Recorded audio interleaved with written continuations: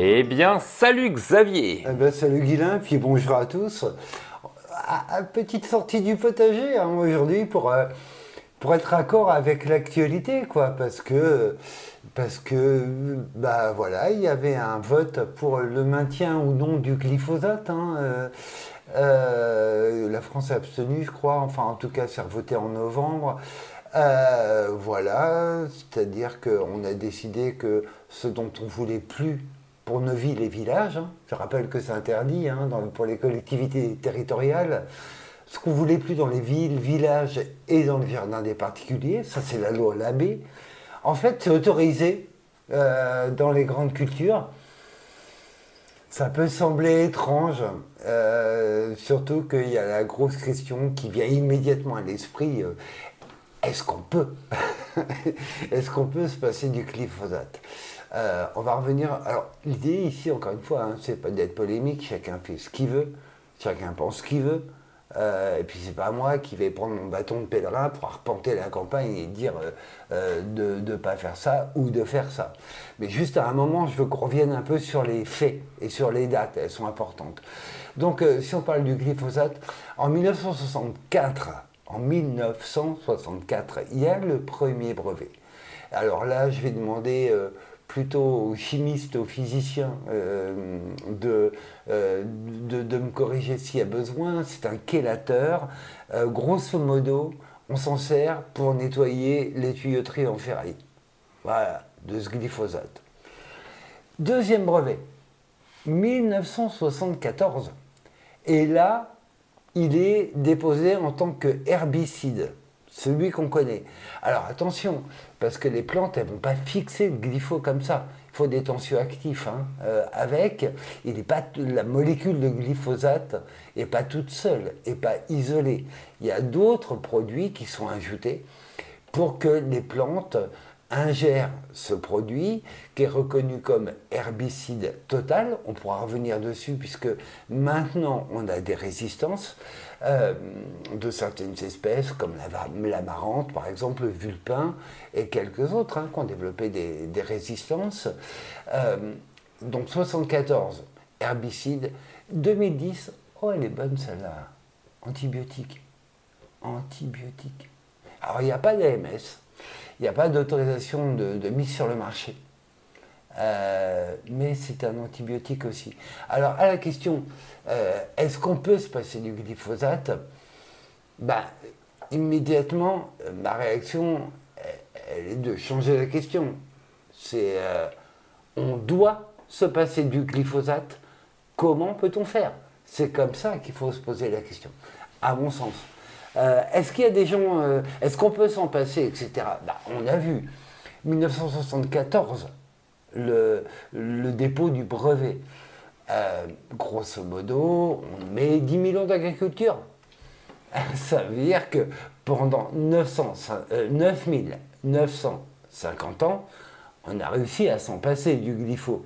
Ça ne veut pas dire qu'il y a eu une période où il n'y a pas eu des trucs pires, mais on s'en est quand même passé, donc on doit pouvoir y arriver. Oui, mais comment? Je ne sais pas, vous avez plein de témoins à interroger. Vous pouvez interroger les jardiniers des collectivités territoriales, par exemple. Vous pouvez interroger les gens que vous voyez dans votre rue. Et après, si on arrive sur une grande échelle, attention, j'étais au jardin du Luxembourg, encore une fois, il y a quelques jours. Le jardin du Luxembourg, c'est grand, quand même. Et eux, là, ils le tiennent sans glypho. Maintenant, changement d'échelle. Et on imagine un champ céréalier. Est-ce qu'on peut faire des céréales sans glyphosate? Je sais pas, moi, mais je prêche pour ma chapelle. Mais effectivement, je mange du pain bio. Et toi, comme tu m'as appris à faire le pain, j'achète de la farine bio et puis je fais du pain bio. Donc si j'achète de la farine, c'est bien en bio, c'est bien qu'il y a un mec qui arrive à faire des céréales en bio. Donc oui, est-ce qu'on peut? Oui, techniquement, bien sûr qu'on peut. On a tous des exemples autour de nous. Aller sur le marché, voir le paysan boulanger bio s'il fait les céréales et vous expliquer comment il fait. Il va vous raconter aussi sur quelle surface il travaille, avec quel matériel et quelle vigilance aussi il travaille, et quel est le rapport homme ou femme surface. Donc en fait, on s'aperçoit que pour moi, le vrai problème technique que pose le glyphosate, c'est qu'il permet à un seul homme de cultiver des surfaces assez immenses qu'on ne pourrait pas faire sans. Et on voit souvent les céréaliers bio, ils sont sur des surfaces qui sont malgré tout plus restreintes. Alors, techniquement, comment ils font? Vous vous rappelez, on avait fait une vidéo là-dessus, parce qu'il y a Terratech qui l'a fait en petit à notre disposition pour les légumes. En fait, les céréaliers bio sont vraiment les champions de la RC-Tri. Je ne sais pas si vous avez déjà vu la RC-Tri passer dans du blé à peine levé pour faire sauter de la plantule. Je vous assure que moi je fais un signe de croix, hein. Je les admire, hein, les mecs, hein, de savoir faire, de savoir quand est-ce qu'on peut y aller, etc. Ils travaillent aussi beaucoup sur les couverts végétaux, etc. Oui, donc techniquement on peut, mais bien sûr pas sur de telles surfaces. Et parce que moi, on m'a donné plein d'arguments.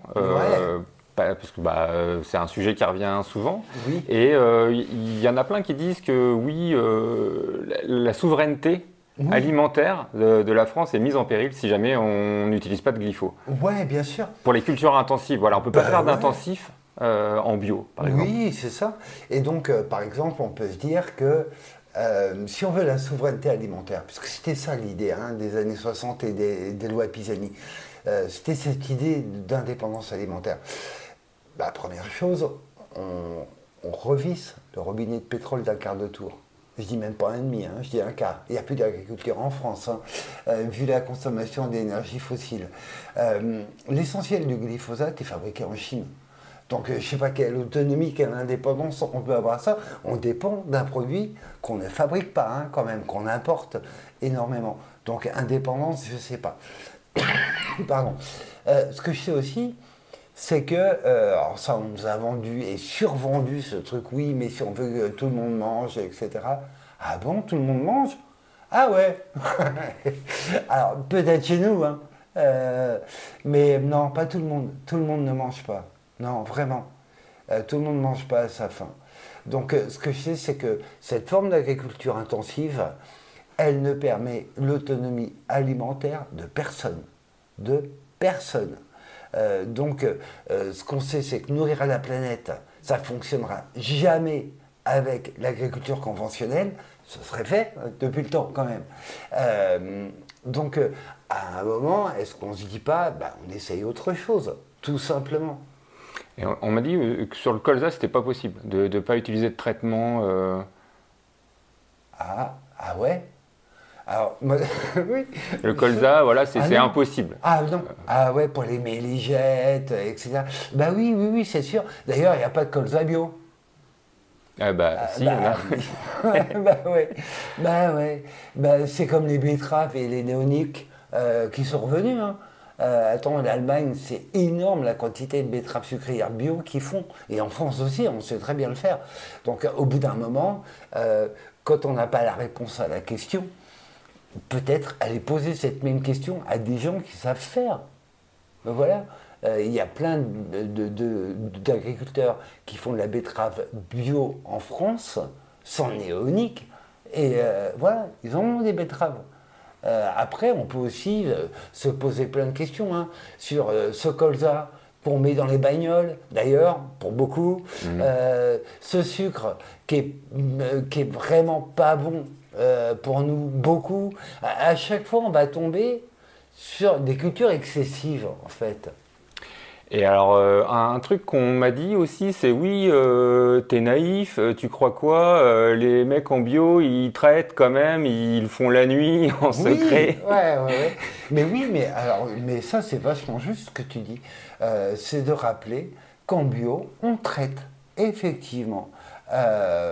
Alors attention, il y a les traitements chimiques de synthèse et il y a les traitements chimiques d'origine naturelle. Mais nous faisons des traitements chimiques d'origine naturelle, oui, bien sûr, avec des produits qui peuvent être photosensibles, c'est-à-dire détruits par la lumière. Donc effectivement, moi, il m'est arrivé, là, au dernier endroit où j'ai bossé, que le patron me dise, est-ce que tu peux passer faire un anti-puceron ce soir à la nuit tombée parce que moi j'ai une réunion. Attention, on était en plein été, la nuit est tombe tard, hein. Tu restes au boulot assez longtemps. Et effectivement, on traite la nuit, oui, enfin on traite à la tombée du jour, ça se produit, oui, effectivement. Alors un autre truc qui revient souvent, c'est de dire que d'utiliser du glyphosate, c'est écologique parce qu'on utilise beaucoup moins le tracteur, sinon il faudrait plein de passages de tracteur et qu'en fait, effectivement, au final, ce serait plus écologique. Ah oui, bien sûr. Alors là, en ce moment, les champs sont oranges, hein. Ils ont été passés au glyphosate. Et donc, il y a un bon mois, on voyait vraiment sur les routes des petits convois de glyphosate sur la petite patte arrière qui arrivaient de Chine, toc, toc, toc, toc, toc, qui s'étaient autogénérés, autofabriqués, sans énergie fossile. Donc vraiment, bilan nickel, quoi. Vraiment nickel, produit super propre. Bien sûr que non, quoi. Après, moi j'habite à la campagne. Je vois passer des tracteurs, mais c'est des paquebots, sans déconner. C'est des paquebots. C'est pas les bio hein, qui les ont, hein. Je voudrais pas dire. Et les céréaliers bio que je connais, ils sont pas dingues du tracteur, hein. Donc ils vont limiter les passages. Par contre, ils vont les faire au bon moment et à bon escient. Ils vont aussi travailler sur leur stock de graines, hein, beaucoup. Hein. Ça, c'est un truc qu'on ne fait pas assez au potager. Quand on laisse l'enherbement arriver, on laisse remonter le stock de graines. Les céréaliers bio font vachement gaffe à ça. J'aimerais bien qu'on fasse le bilan. Tiens, combien de passages, quelle quantité de fuel hectare chez un céréalier bio qui fait du pain, par exemple, quelle quantité de fuel hectare et qu'on fasse un petit comparatif. Moi, ça m'intéresse, hein, vraiment. Là, j'ai jamais fait le calcul. Là où, par contre, je peux être assez catégorique, c'est que les potes et collègues qui font des céréales en bio, c'est pas des dingues du tracteur, hein. C'est plutôt des dingues de la technique, de passer vraiment pile au bon moment pour pas justement se taper 50 passages. Maintenant, encore une fois, oui, bien sûr, le glyphosate est extrêmement polluant à produire, extrêmement polluant à transporter, il n'arrive pas dans les fermes comme ça, hein. Et à mon sens, extrêmement polluant, sorti toute étude, hein, vraiment extrêmement polluant à employer. Après, encore une fois, chacun fait ce qu'il veut, mais le principe, c'est on arrête les contre-vérités et de dire que les bio, ils utilisent plus de fuel. Mais faisons bilan, il n'y a pas de problème. Moi, ça ne m'inquiète pas, hein, franchement. Voilà, de faire sur un litre de glypho, savoir ce qu'il faut comme énergie pour produire, bon, on s'en fout, c'est fait en Chine, mais quand même. Il paraît que c'est pas cher en plus. Ah bah, tant qu'à faire. Ouais, une petite cuillère pour, une cuillère pour papa, une cuillère pour maman. Allez, hop. Et ce qu'on m'a dit aussi il n'y a pas si longtemps, là, un agriculteur en conventionnel qui balance des trucs pas trop loin de chez moi, donc je suis moyennement content, il me dit oui mais vous savez, le bio on en revient, il y a de moins en moins de monde qu'en fait, c'est bien qu'il y a une raison. Ah oui, il y en a même plusieurs en fait. C'est qu'il y a eu des aides à la conversion en bio et on a eu tout un mouvement de conversion de gens qui n'étaient pas des convaincus, qui pensaient faire des économies, tout simplement. À partir du moment où ces aides sont plus complexes, moins importantes, etc., eh ben voilà, on abandonne le chantier. C'est plus technique hein, d'être, à mon avis, en bio qu'en conventionnel, et ce qui explique aussi hein, la différence de surface qu'on peut emmener. Oui, donc clairement, il y a des gens qui reviennent, et je le vois sur moi, je prends une petite échelle de mon village, où il y a des gens pas très convaincus, qui s'étaient convertis à une époque et qui en reviennent parce que financièrement c'est pas là, etc. Parce que techniquement c'est autre chose. Et puis il y a des gens très convaincus J'ai la chance d'avoir un voisin en face qui est très convaincu, qui a fait une conversion il n'y a pas si longtemps que ça. Et il est hors de question pour lui de revenir en arrière. Et on a un super groupe de céréaliers sur le plateau, je ne les connais pas, qui fait beaucoup d'échanges, beaucoup de mutualisation de techniques, de savoir, etc., pour pouvoir rester en bio. Et aussi au cours de mes échanges, j'ai eu le droit à... et toi, tu vas y aller désherber là? Tu vas y aller en plein soleil, enlever Ouais. les herbes et tout Ah là là, c'est le Moyen-Âge. C'est le Moyen-Âge. Aller bio, c'est une secte déjà pour commencer. Apparemment, c'est en plein soleil, hein, t'as Ah pas le choix. ouais, Il ouais, faut que ce soit un peu pénible. Alors non, mais par contre, il est vrai que quand on bine et qu'on sarcle, on désherbe pas en bio, hein. Quand on désherbe, quand il y a de l'herbe, il est trop tard. En fait, la concurrence est déjà établie. Donc on bine, on sarcle, on roule, mais on intervient plus tôt. Est-ce qu'on va y aller en plein soleil? Oui, quand il faut y aller en plein soleil, surtout, parce que ça permet de passer la bineuse et de laisser l'herbe cramer au soleil naturellement et de couvrir et de protéger le sol. Donc oui, allons-y en plein soleil. Tu me donnes une parcelle à faire de 10 hectares, moi j'y vais pas. Hein. Déjà pour commencer, une parcelle de 10 hectares, je trouve ça absurde. Une parcelle de 10 hectares, c'est des petites parcelles, hein, par rapport à ce qu'on connaît nous maintenant ici. Donc non, bien sûr. Et par contre, il est vrai que techniquement, comment on fait pour éviter ça? Mais techniquement, on sait faire quand même. Encore une fois, moi j'ai jamais vu des potes céréaliers bio avec leur petite binette dans une étendue immense, voilà, et tout seul au milieu du champ. Non, non, ça j'ai jamais vu. Et pourtant j'ai vu des éleveurs bio qui faisaient de la betterave, et la betterave c'est pas simple hein, pour ça. Et voilà, et non, non, non, non, non, on arrive réellement. Par contre, encore une fois, ça demande plus de disponibilité. Les fenêtres d'intervention sont plus courtes. Donc effectivement, on ne peut pas emmener la même surface. Là, on voit en ce moment, avec la flotte d'enfer qu'on prend d'un coup d'un seul, sur les sols gras et tout, mais là, ceux qui ne sont pas passés avant, là oui, là, il y a vraiment du souci à se faire. Moi, je pense que les champs ne seront pas praticables là, avant mars-avril. Alors, si l'herbe n'est pas sautée, attention, hein, ouais, de la vivace, elle va être costaud à reprendre après. Donc, effectivement, c'est beaucoup plus technique, ça pardonne moins. Et voilà, il faut vraiment être présent, présent, présent, super présent. Et j'ai eu le droit aussi, dans mes échanges comme ça, qu'en fait, ça permet de conserver la vie du sol. Voilà, parce que comme ça, on ne fait pas de labour, la terre n'est pas retournée et on préserve les vers de terre, tout ça. Voilà. Alors, personnellement, sur des labours, je ne peux pas te citer de collègues qui font des labours. Donc, c'est-à-dire qu'en bio, le labour n'est pas obligatoire. Voilà. Je pense qu'il y a eu aussi, effectivement, en agriculture conventionnelle, avec passage au glypho sur le rang, machin, des énormes progrès qui ont été faits, ça fait aucun doute. Hein.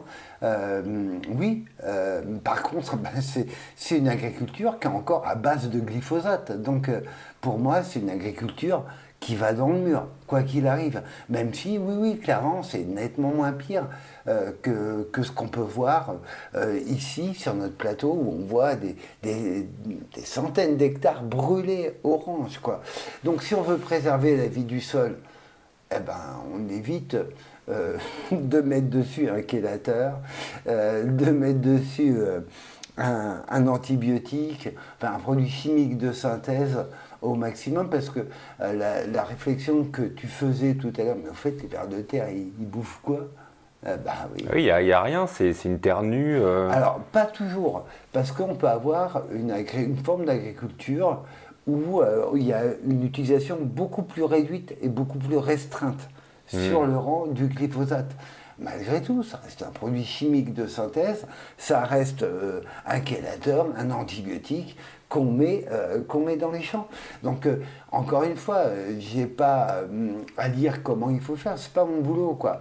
Ce que je peux juste dire, et dans l'idée, c'est voilà, d'apporter quelques arguments, c'est que on peut faire sans, il y a plein de gens qui y arrivent. Encore une fois, petite échelle, regardons la révolution que ça a été dans nos collectivités territoriales, pour tous les jardiniers à côté de chez vous, quoi. Que vous habitiez un village, que vous habitiez à Paris. Paris était assez précurseur d'ailleurs. Mais quand on a dit stop, fin, terminé, vous avez plus ça. Si vous voulez des cours de technique sur l'enherbement, mais allez à Villandry. C'est incroyable. La technique pour éviter l'enherbement sur des surfaces artificialisées, etc. Donc oui, oui, oui. Et l'autre truc, c'est mais c'est que ça fait longtemps qu'on sait le faire, en fait. C'est pas nouveau. Voilà, il y a plein d'éleveurs, voilà, donc c'est la deuxième génération, troisième génération qui reprend. Donc on sait faire ça. Voilà, et techniquement, c'est en progrès en permanence.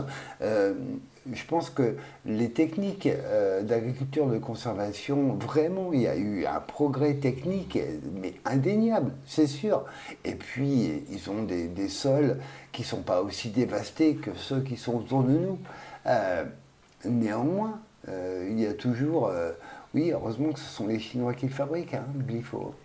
Parce que sinon, on ne mangerait pas. Alors là, on va reprendre d'un point de vue un petit peu plus personnel, puisque oui, on sent qu'il y a une charge émotionnelle pour moi. C'est pas... Mais encore une fois, voilà, quand il y a 30 ans, vous faisiez du bio, il y a 30 ans, restez un peu caché dans le bois hein, quand même. Hein. Ouais, ça n'a pas été simple, tu m'avais raconté un peu. Ouais, il y a eu des gestes qui n'étaient pas cool du tout. Voilà, parce que au discours prédominant, qui disait on ne peut pas faire autrement, nous on essayait de montrer que si, on essaye autant que possible.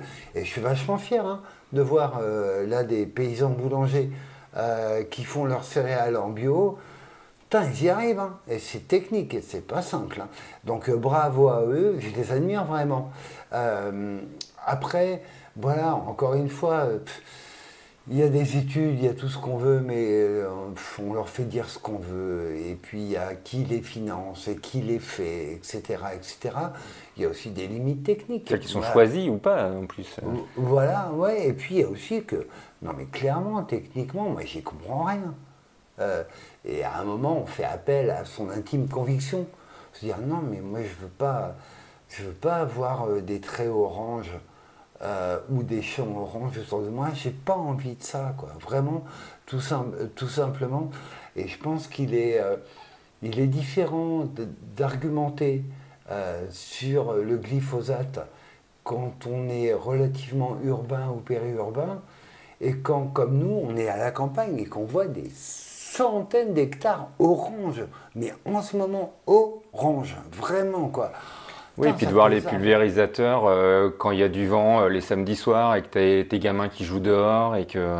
Ouais, c'est pas top. Hein. Ça, ouais, t'es pas bien quoi. Non, ouais. non, c'est pas génial. Non. Et voilà, donc quel monde on décide pour demain en fait avec cette question d'autorisation, interdiction, etc. Chacun, encore une fois, chacun fait en conscience et notre acte d'achat est un acte qui compte beaucoup. C'est Pierre Rabhi hein, qui disait qu'on avait plus de force dans un billet de 5 euros que dans un bulletin de vote. En fait, voilà, qu'est-ce qu'on veut acheter en fait et moi, entre le bio et le local, c'est une grosse mode hein, de poser bio et local, etc. Mais moi, du local non bio qui est fait avec des produits qui viennent de Chine, j'ai pas envie, quoi. J'ai pas du tout envie. J'ai pas du tout envie d'avoir à côté de la maison quelqu'un qui plante un verger en conventionnel, donc c'est du local, hein, et qui me fasse plus de 20 traitements par an. J'ai pas envie de ça, quoi. Donc non, moi je préfère, encore une fois, c'est mon histoire. Moi, mes parents étaient en conventionnel, hein. Donc j'étais sale petit punk, quoi. Mais non, je voulais pas de ces trucs-là. Et moi, quand j'étais gosse, dans la remise des bidons avec des têtes de mort, j'en ai vu une taper, il y avait 3 couleurs dominantes, bleu, rouge et vert. Je ne sais pas pour ceux à qui ça parlera, mais des grands bidons comme ça avec des têtes de mort dessus. Ça fait envie, hein. Franchement.